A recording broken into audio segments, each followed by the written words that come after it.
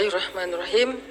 Teman-teman yang dirahmati Allah Subhanahu wa taala, kita lanjutkan pembahasan kita tentang surat Ad-Duha. Alam yajidka yatiman fa'awa wa wajadaka dhallan fahada wa wajadaka ailan fa'aghna. Kalimat alam yajidka yatiman fa'awa itu adalah kalimat pembuktian. Seolah-olah Allah ngomong ke kita tuh gini, kamu gak ingat dulu ketika kamu pernah gini, siapa yang nolong kamu? Emangnya kamu gak ingat dulu ketika kamu pernah terpuruk, siapa yang buat kamu bisa survive? Ketika kamu hampir celaka, siapa yang menyelamatkan kamu? Ketika kamu gini, siapa yang menolong kamu, dan seterusnya. Jadi alam di sini Allah pengen ngingetin kita. Jadi kalimat alam adalah kalimat permintaan dari Allah supaya kita ingat-ingat lagi nih pengalaman hidup kita. Ada yang pengalamannya sampai ekstrim, second life misalnya, hampir celaka terus bisa selamat. Ada yang pengalamannya masalah hutang, ada yang pengalamannya hampir bunuh diri tapi nggak jadi gara-gara diputusin. Ada yang macam-macam kan pengalaman orang maya. Nah itu kalimat alam yajidka yatiman. Yajidka itu Allah mendapati kamu dalam status nggak ada apa-apa sebetulnya. Kita tuh awalnya nggak punya apa-apa, bukan siapa-siapa, nggak bermodalkan apapun. Allah yang fa'awa, fahada, fa'aghna, itu terjadi kepada kehidupan kita masing-masing. Kalau dalam bahasa kisah Nabi, fa'awa di masa Abdul Muthalib, fa'awa di masa Halimah, fa'awa di masa Abu Talib, dan fa'awa di masa Khadijah. Ini semuanya bentuk-bentuk fa'awanya Allah kepada Rasulullah Sallallahu Alaihi Wasallam. Kalau kita terjemahin ayat itu dengan kisah Nabi Musa, alam yajidka yatiman fa'awa, itu bisa teman-teman temuin di surat Toha dan surat Al-Qasas. Nanti di dalam surat-surat itu Allah ngejelasin tentang gimana dulu Nabi Musa dihanyutkan ke Sungai Nil. وَلَقَدْ مَنَنَّا عَلَيْكَ مَرَّةً أُخْرَى إِذْ أَوْحَيْنَا إِلَىٰ أُمِّكَ مَا يُوحَىٰ أَنِ اقْذِفِيهِ فِي التَّابُوتِ فَاقْذِفِيهِ فِي الْيَمِّ فَلْيُلْقِهِ الْيَمُّ بِالسَّاحِلِ يَأْخُذْهُ عَدُوٌّ لِّي وَعَدُوٌّ لَّهُ وَأَلْقَيْتُ إِلَيْكَ مَحَبَّةً مِّنِّي وَلِتُصْنَعَ عَلَىٰ عَيْنِي. Ketika Allah mengilhamkan kepada Ibu Musa, wahai Ibu Musa, hanyutkanlah bayimu di Sungai Nil kalau pengen selamat. Pengen selamat, jangan kamu simpan di rumah, jangan kamu rawat sendiri, jangan kamu bawa lari ke hutan, hanyutkan ke Sungai Nil. Supaya selamat dari siapa? Dari Firaun. Ini perintah Allah. Kadang-kadang Allah ngasih kita perintah dalam hidup itu nggak logis. Menyelamatkan bayi kok malah dihanyutkan ke sungai Nil. Kenapa nggak dibawa lari aja ke dalam hutan, lalu ke pantai, lalu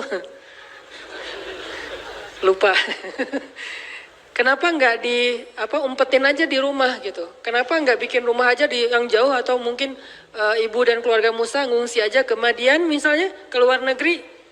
Jadi orang yang lari dari negeri Firaun, kenapa nggak gitu aja yang lebih logis? Kenapa malah selamatkanlah bayimu dari Firaun dan tentaranya dengan cara hanyutkan ke Sungai Nil? Itulah hidup.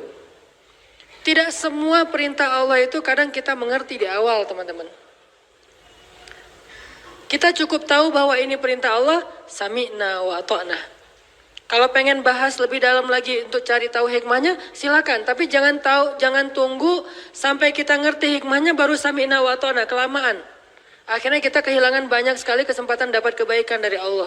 Justru biasanya Allah ngasih kejutan ketika kita ngambil challenge-nya Allah.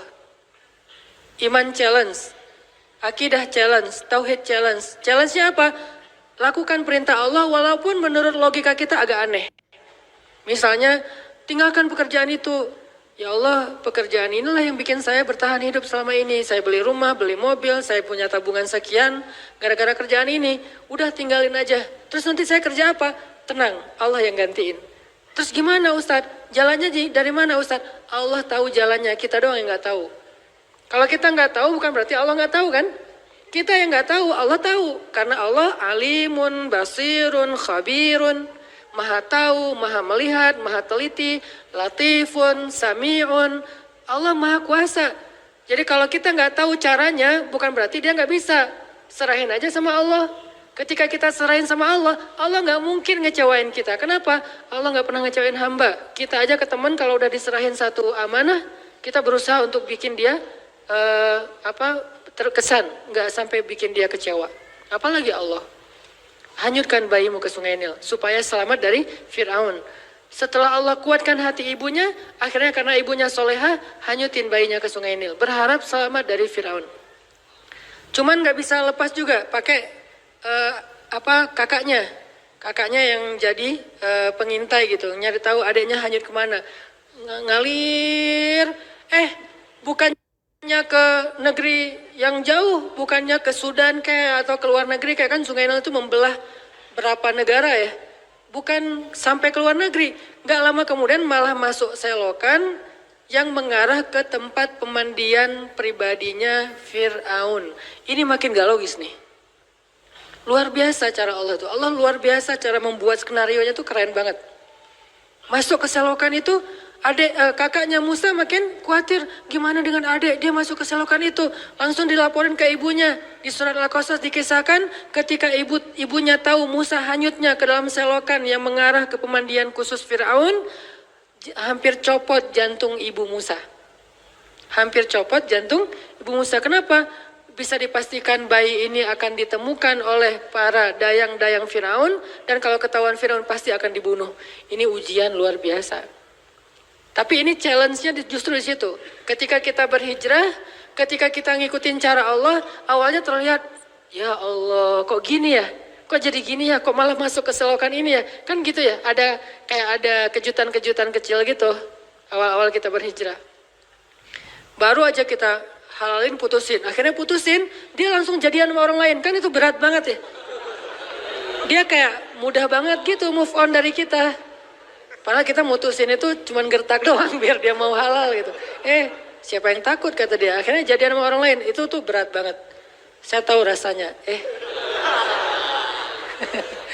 Jadi masuk ke selokan itu. Udah gitu ke sungai kecil. Ditemuin sama dayang-dayang Firaun, dikasih kepada istri Firaun.